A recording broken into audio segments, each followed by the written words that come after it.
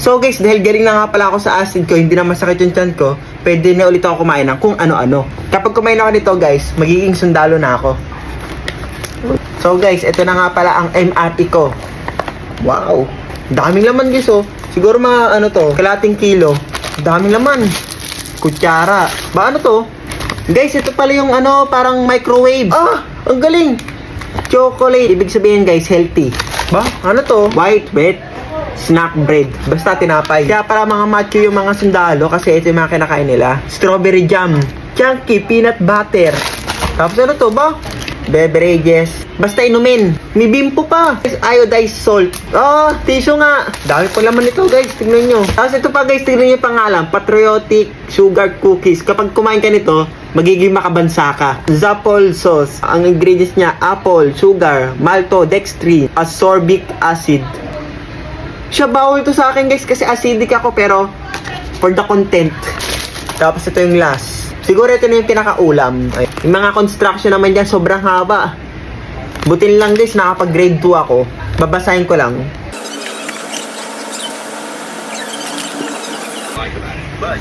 Manonood na lang ako ng YouTube, di ko maintindihan. Ilalagyan natin dito yung MRE.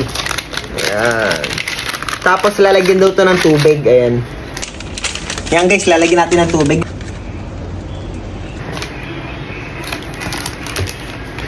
Wala guys, dinagana. Ayaw yata ng mineral. Ayaw, ano? Ano yan?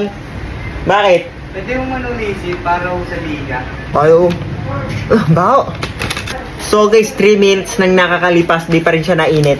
Magpapakulo na lang ako ng tubig. Lagi ka dito. Kaso nakaganyan lang ako. Lah, paano ko to? Hindi kasya. No problem. Ayan, ganyan na lang. Ayan, ganyan na lang siya. Ah, init. Nausok na. Tama na. Mga 2 minutes natin ilalagay yan dyan. Ito guys, sa tingin ko okay na to. Ang bango. Oh, parang kaldereta guys. Guys, ba ayos. May kanin. Alam niyo yung apritadang century tuna? Ganito yung amoy. Dami rin oh. Kaya pala nilak ng katawan ng mga sundalo guys eh oh. Ito guys, itsura niya guys oh, tignan nyo. Beef goulash. May mga kanin-kanin din siya oh. Siyempre gusto ko ito. Ang dami oh. Tuwan-tuwa siguro mga sundalo kasi ito lagi nila kinakain. Ayan oh. Wow! Nga! Tikim!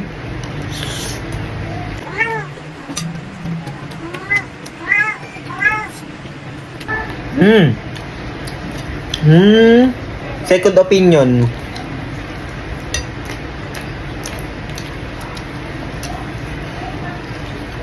Siguro guys, may problema yung panlasa ko. Yung nalalasaan ko dito, for me, joke lang guys, para siyang cat food. Hindi, joke lang. Masarap guys, sobrang sarap. Hindi guys, promise. Kapag kinain mo to, lalakas ka. Miming! So yun guys, naubos ko na nga pala yung pagkain. Sobrang sarap. Ngayon naman, for the drinks. Chocolate drinks. Ah, init! Wow!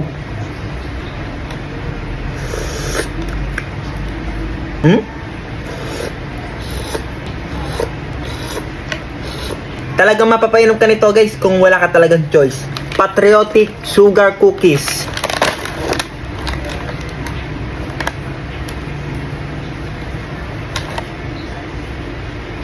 Para siyang ano guys, tiger. Yung cookies ng tiger, gano'n.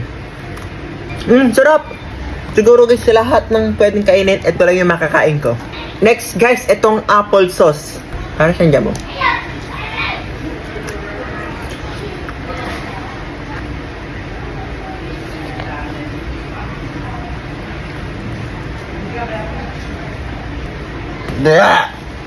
Sobrang asim. Parang babalik ulit yung acid ko kapag inubos ko to. Pati ito guys, natuyo sa sobrang asim. Wheat bread. Galing! Meron pang pantanggal ng daga oh. Saan ba itong kainin guys? Kasi may ganito eh. Hindi naman ito kinakain. Kakainin ko pa rin to kasi nandito eh. Ibig sabihin, pagkain. Lasang ano, tinapay sa bakery. Mga 1 week na naka-stock. Ayun, ganito yung lasa nun. Kailangan mo talaga dito ng tubig. Kasi nga, siyempre, dahil tapos na ako kumain, guys, ano na ako, magugos na ako ng kamay. Wow, basa! Kapag ito basa, ibig sabihin, fresh pa yung mga nasa loob nito. Ah, basa oh. Wow! Pwede rin sa mukha. Kaso, madumi na yung mukha ko eh. Ay, nakalimutan ko to guys, iodized salt. Tapos ito, di ko sure kung bubble gum. Baka mamaya, pantanggal to sa ano, pantanggal to sa ipes. Walang amoy. Tigas. Safe kaya to kainin guys? Sige, kainin ko na. Bubble gum. Para sa Mentos. Lasang Colgate. So guys, di ko alam kung anong mangyayari sa akin. Next hours, inom na lang ako nito. Tsaa. Para hindi sumakit yung tiyan ko. Yan. Bye-bye.